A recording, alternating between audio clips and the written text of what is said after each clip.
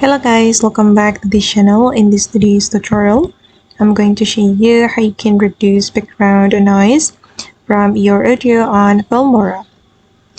Okay, let's get into it guys. As you can see here, I have imported my video to this Filmora project and I'm going to denoise this video. First of all, we can click on the video like this until the video is active. As you can see by the outline that the video is active now, and we're going to go to the audio setting, and here we need to scroll down until we find the noise menu. Okay, and in this noise menu we can choose wind removal or a normal denoise, and I'm just going to activate both of them. But before I activate this feature guys, I'm going to show you the original audio.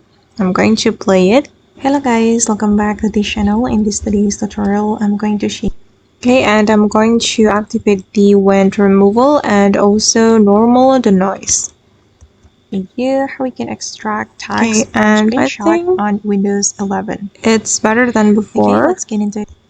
Okay, and now the wind removal and normal denoise have been applied to this video, and it will make your audio sounds clearer.